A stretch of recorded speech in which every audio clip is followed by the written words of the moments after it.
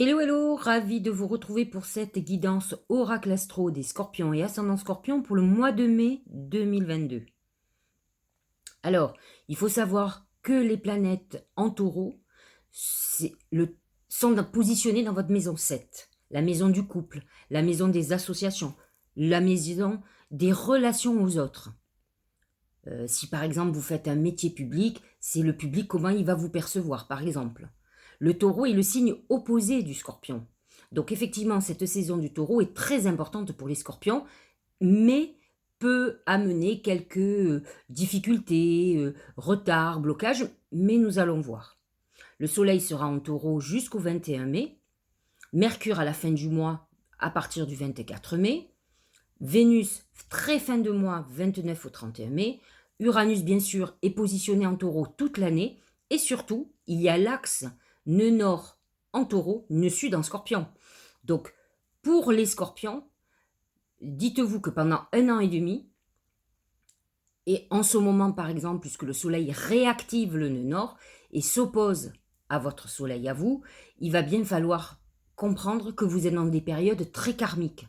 Donc vous allez avoir des réminiscences du passé, et là le soleil va réactiver ça. Donc ça va toucher particulièrement, je vous le dis, les derniers décans.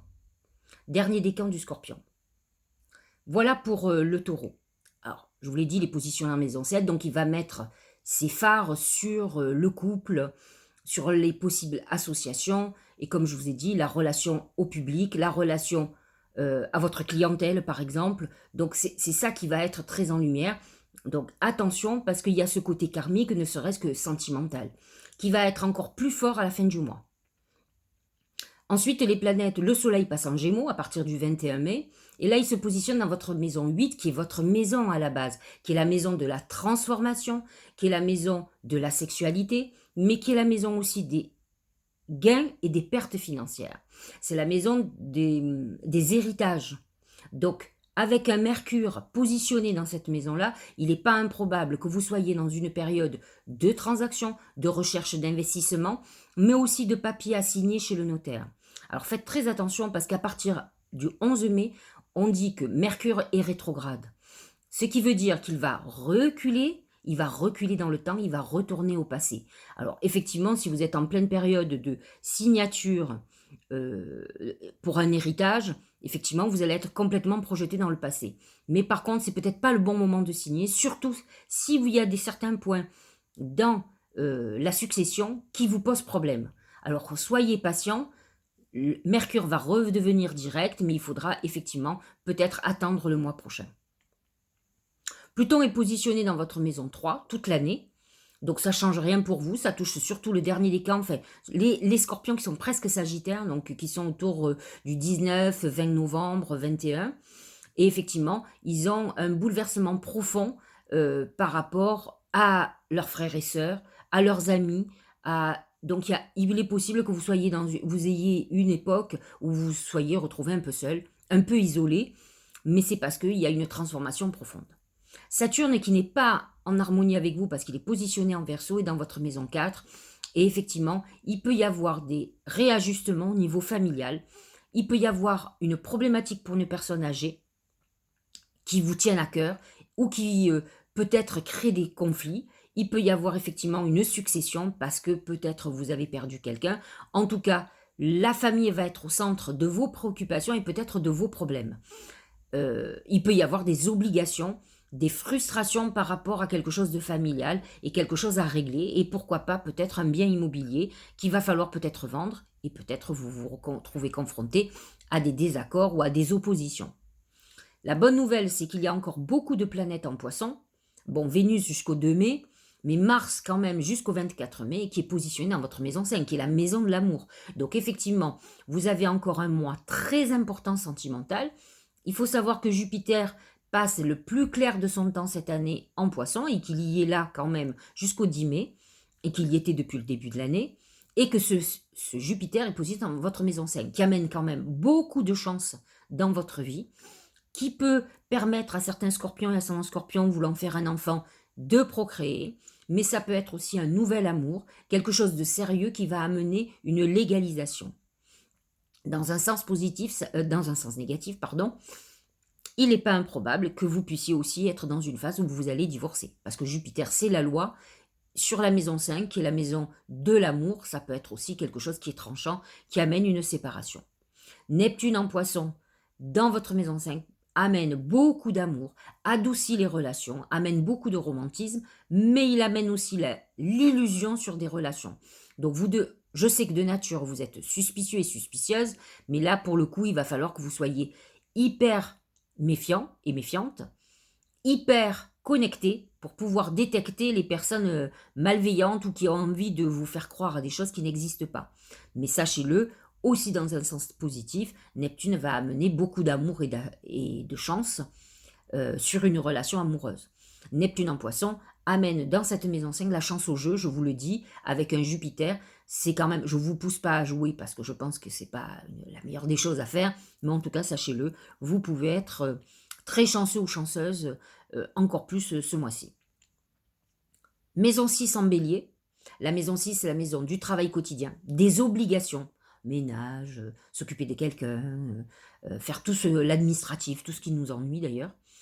Mais c'est aussi la santé. Donc attention parce que Vénus va rentrer dans le signe du bélier à partir du 3 mai. Et il faut savoir quand même que Vénus amène des problèmes de santé souvent au niveau gynécologique, qui est une des fragilités chez les scorpionnes, et au niveau urinaire, le bas-ventre, en tout cas les voies basses, pour les scorpions bien entendu, hommes.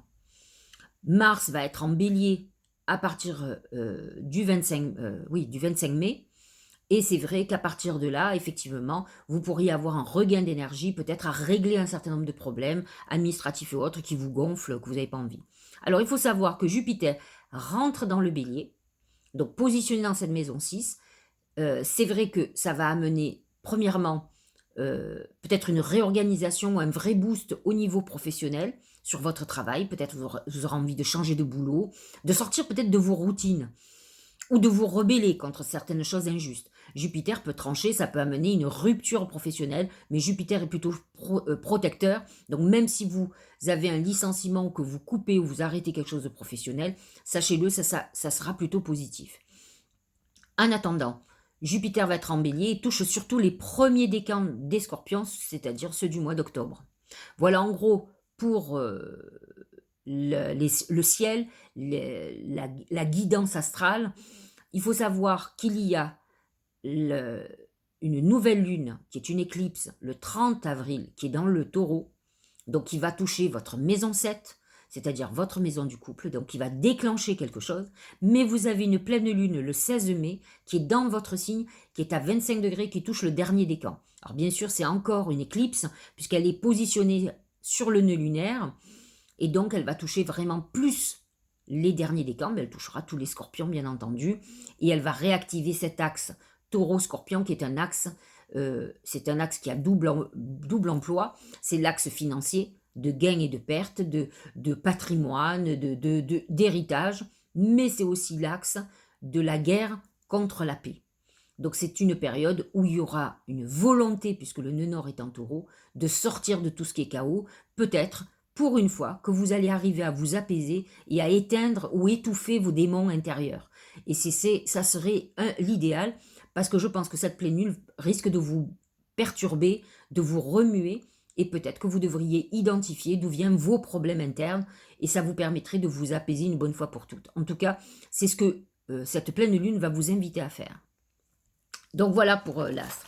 Alors, nous allons voir ce que disent les oracles, et tout d'abord mon oracle, l'oracle symbolique du mar de café. Les yeux. Les yeux, c'est plusieurs choses.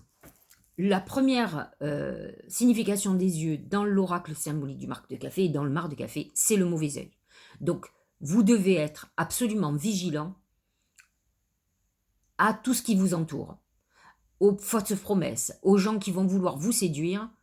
Moi, j'avais un papa qui était scorpion, ascendant scorpion, qui me disait « Méfie-toi des gens qui sont très gentils avec toi, c'est pour mieux te tromper, te trahir. » Donc, c'est vrai que je l'ai souvent appliqué, mais bon, rassurez-vous, mon côté empathique fait que je me fais avoir quand même. C'est mon côté affectif qui prend toujours le dessus et qui fait que je balaye mon intuition. Là, pour le coup, il va falloir que vous soyez très intuitif, vous pouvez l'être, mais vous pouvez aussi avoir envie de rêver Et ça, c'est ça la problématique. Donc, essayez de ne pas vouloir rêver absolument et garder les pieds sur terre. Vous êtes quand même le seul et l'unique signe d'eau qui a quand même les pieds sur terre, qui n'est pas un sombre rêveur contemplatif. Donc, utilisez ça.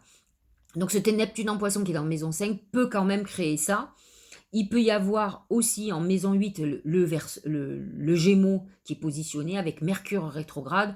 Vous pourriez vous retrouver plongé. Il faut faire attention parce qu'avec un Mercure rétrograde, on peut vous faire des promesses. On peut, surtout faites attention au business avec l'argent. Il faut faire très attention. Voilà, ça c'est la première signification qui est plutôt négative, mais qui est quand même un vrai avertissement. On en reparlera avec les autres oracles. Et le deuxième, c'est la vision. C'est je vois l'avenir. Et c'est vrai que les scorpions sont des vrais scanners, ce sont des gens qui ont beaucoup de perception et qui peuvent avoir cette facilité, ils sont visionnaires. Donc à vous d'utiliser ces qualités pour pouvoir vous projeter dans un avenir meilleur, mais toujours avec lucidité bien entendu. Vous êtes tellement, pas pessimiste, mais tellement parfois lucide, ou en tout cas suspicieux, que finalement, vous devriez quand même ne pas vous faire avoir. En tout cas, soyez vigilants ce mois-ci. Et surtout dans tout ce qui est couple, association, si vous devez faire. Au niveau professionnel, c'est le palais. Le palais représente le foyer, l'habitation, l'immobilier, la pierre, donc tout ce qui est, toutes les gens qui sont dans la construction et l'immobilier. Ça peut être quelque chose qui vous séduise, peut-être faire de l'investissement immobilier, mais ça peut être aussi le lieu où vous travaillez. Il n'est pas improbable que pour certains, vous ayez envie de changer de lieu, qu'il y ait un déménagement professionnel, en tout cas, ou que vous soyez, par exemple, un futur commerçant ou commerçante qui a envie de trouver un local. Donc c'est peut-être ce local qui est la priorité ce mois-ci, soit pour le trouver, soit pour le rénover, le préparer, peut-être l'ouvrir. Ça peut être le début d'un commerce ou de nouvelles activités, mais qui a un lien avec un lieu. Donc ça peut être qu'un magasin, un commerce où il y a un établissement, ou des bureaux que l'on prend pour une nouvelle activité. Ça peut être aussi pas mal de réflexions pour une activité qu'on fait en famille. Il peut y avoir, parce que les activités en famille, c'est toujours, j'allais dire, la simplicité qui devient la complication.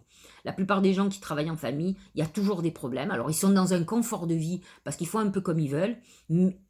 Souvent, ils touchent bien, mais ils subissent quand même les liens un peu toxiques familiaux qui font que, à partir du moment où tu as un confort, ben, il va falloir que tu le payes d'une manière ou d'une autre. Donc, ça peut être quelque chose qui est au centre de vos problèmes.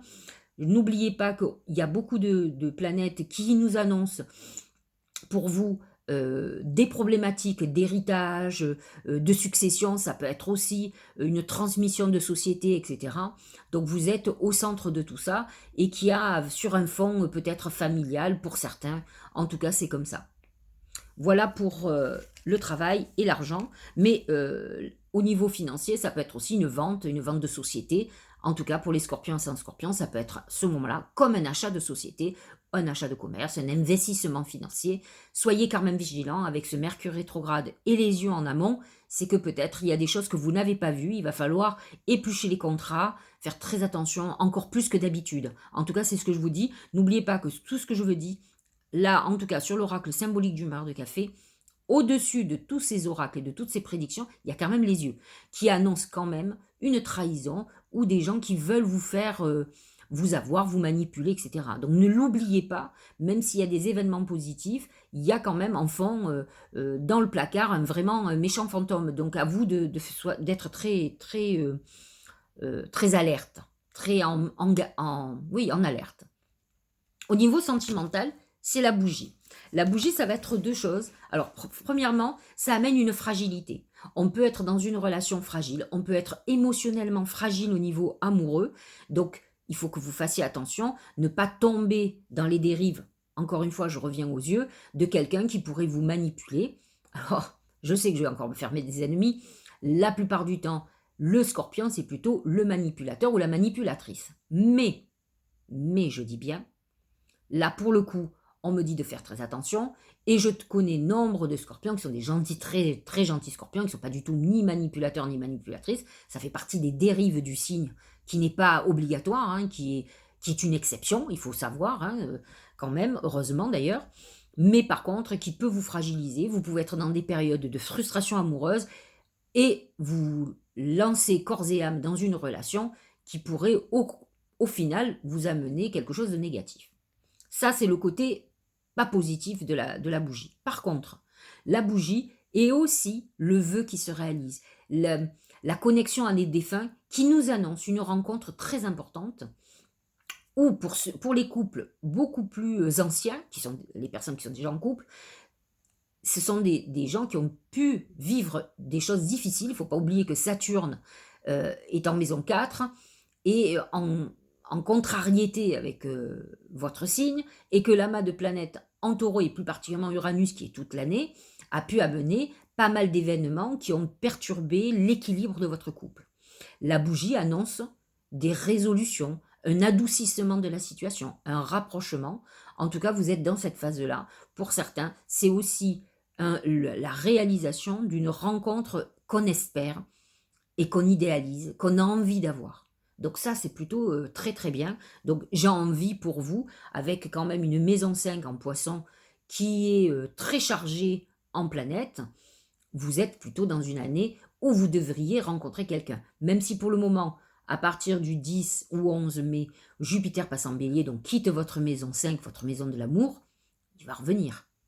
Il touchera un petit peu plus les derniers décans, mais en tout cas, il va vous influencer toute cette année. Donc, vous avez des grandes chances cette année, en tout cas, si vous êtes célibataire, de rencontrer l'âme sœur. Au niveau de la santé, c'est la colombe. La colombe est un messager, il vous amène un message de paix, d'apaisement d'une situation. Si vous êtes dans une période où vous avez eu beaucoup de problèmes de santé, ou si la santé, que ce soit pour vous ou pour quelqu'un de très proche dont vous en occupez, par exemple si vous êtes une maman ou un papa qui s'est occupé de son enfant qui avait des problèmes de santé, la colombe est un messager rassurant, d'apaisement d'une situation où on trouve les solutions. C'est quelque chose de très positif. Donc dans tous les cas, la colombe annonce une période où effectivement on est guéri, on se guérit, ou en tout cas on n'a pas de problème de santé. Voilà. Mais en tout cas, c'est un messager, donc ça veut dire que vous allez avoir des nouvelles d'une manière ou d'une autre, peut-être d'examen, de quelque chose qui fait que vous avez un retour. Au niveau du Tao, c'est la saisie. Alors je vous le lis. Feu, illumination, inspiration, dévotion, passion dévorante, régénération, spiritualité. Quand on dit régénération, c'est très Scorpion. Hein. On est dans cette phase de la régénération. On a Pluton qui est votre planète, qui est dans la maison 3, où il y a effectivement une régénération peut-être de son environnement et de ses amours, de tout le relationnel que l'on a. Spiritualité, vertu, éveil. Pas de planète en maison 9, pas de planète en cancer, tout simplement. Mais par contre, c'est vraiment beaucoup la maison 8. Et avec le Gémeaux en maison 8, on est dans cette période où votre côté éveil, spiritualité s'enflamme. Donc vous êtes dans une période aussi avec les planètes en maison 5 où vous pouvez attendre pas mal de passion. Les planètes en bélier aussi, puisqu'il faut savoir quand même qu'à une époque, le Scorpion était dirigé par Mars et qu'actuellement, Mars est en poisson et peut amener dans la maison 5 une grande passion sentimentale, et c'est ce que vous annonce la saisie. Deuxième oracle, c'est la fluidité. Alors je suis toujours amusée que cet oracle sorte quand ça concerne un signe d'eau. Donc la fluidité représente l'eau, et l'eau du Scorpion par exemple, comme l'eau du Poisson, où il y a quand même beaucoup de planètes en Poisson. Alors qu'est-ce que ça nous dit? En dansant avec les situations difficiles. Alors ça, on sait que les Scorpions, ils sont souvent dans des situations difficiles, et c'est pas leur faute, mais de toute façon, je dis toujours, on ne naît pas un signe au hasard. Et quand on est Scorpion, on sait que ça va être costaud. Vous voyez, ce n'est jamais simple. D'abord, ce ne sont pas des gens simples, qui sont plus leurs propres ennemis d'ailleurs, mais en tout cas qui peuvent vivre des choses difficiles, et c'est vrai qu'ils ont une résilience, une résistance très importante, donc c'est à la hauteur de la résistance qu'ils ont des épreuves, et donc souvent des épreuves très très dures. Vous rencontrerez les bonnes personnes et vous attirerez de l'aide. On est dans une période où la fluidité, c'est-à-dire qu'on est connecté, on est intuitif avec les planètes en poisson, et vous-même qui êtes quand même très connecté, vous allez, et avec Neptune en poisson, vous êtes guidé pour la solution à vos problèmes. Alors essayez de sortir des angoisses et des stress que vous pouvez générer et aller vers cette fluidité qui vous amène vers les solutions. Regardez, la communication pour le deuxième oracle. Parler, agir, écouter, avoir des opinions. Quand vous voyez communication, vous pensez Gémeaux. Vous pensez maison 3 aussi. Le Gémeaux, Justement, Mercure va rentrer dans le Gémeaux, donc on est dans une période où effectivement, il va falloir que vous parliez. Peut-être, alors comme le Gémeaux est en maison 8, j'ai envie de vous dire que peut-être vous auriez besoin d'aller voir un psy, vous auriez besoin de parler à des gens en toute confiance, bien sûr. Vous avez peut-être besoin d'exprimer vos sentiments, comme vos ressentiments. Il faut que vous sortiez ce qui vous perturbe intérieurement et on vous demande de dire les choses, d'écouter les autres, en tout cas de travailler avec les énergies du Gémeaux. Donc sachez-le, à partir du 21 mai, le Soleil est en Gémeaux, mais surtout Mercure, qui est dès le départ, et qui va peut-être vous aider à vous exprimer. De toute façon, quand il va y avoir la rétrogradation, effectivement, vous pourriez avoir plein de ressentiments, de rancœurs qui reviennent, et qui fait que si elles reviennent, c'est qu'il va falloir que vous les exorcisiez, que vous les sortiez. C'est important que vous arriviez à trouver la paix intérieure. Et pour ça, il faut peut-être que vous disiez ce que vous avez à dire. Moi, je suis pas trop pour ça, mais c'est ce que dit l'oracle, et donc je pense que vous avez besoin de le faire pour pouvoir peut-être vous libérer de tout ce qui vous intoxique à l'intérieur. D'accord? Allez, se lancer. Le dernier oracle. Un nouveau départ s'offre à toi. Mets tes peurs, c'est ce que je viens de dire, et tes appréhensions de côté. On est bien d'accord? Saute, lance-toi, laisse le courant. C'est marrant, regardez, le courant. Encore, on parle d'eau. Donc on est vraiment, les oracles sont complètement connectés avec moi, mes guides sont là. Donc vous voyez, il y a des messages très profonds qui sont annoncés. Laisse le courant de la vie te porter là où tu dois cheminer. On est bien d'accord en tant que scorpion, quand on vous dit laisse le courant te porter, on parle d'intuition. Reconnectez-vous à votre intuition. Comme dit l'oracle, laissez vos peurs, parce que les peurs vous empêchent de vous connecter, vous empêchent de sentir où vous devez aller. Donc il est très important de s'apaiser intérieurement. Et c'est pour ça il va falloir éliminer tous les démons que vous avez à l'intérieur. Voilà, j'espère que cette guidance vous aura éclairé et que vous pourrez cheminer, suivre ce courant qui vous amène vers la réussite, bien entendu. À très bientôt.